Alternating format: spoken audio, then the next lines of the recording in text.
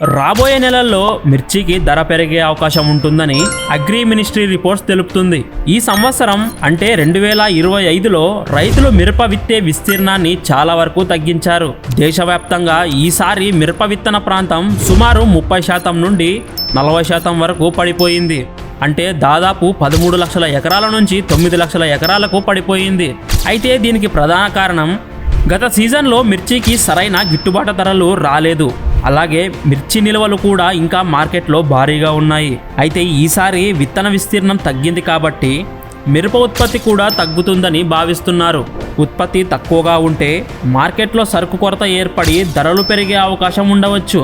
ఈ పరిస్థితుల కారణంగా రాబోయే నెలల్లో ధరలు దృఢంగా ఉండవచ్చని అగ్రి మినిస్ట్రీ రిపోర్ట్స్ తెలుపుతుంది. మిరప పంటల ధరలపై మీ అభిప్రాయం ఏంటో కామెంట్ చేయండి. అలాగే ఈ సమాచారాన్ని మీతోటి రైతులకు షేర్ చేసి సబ్స్క్రైబ్ చేసుకోండి.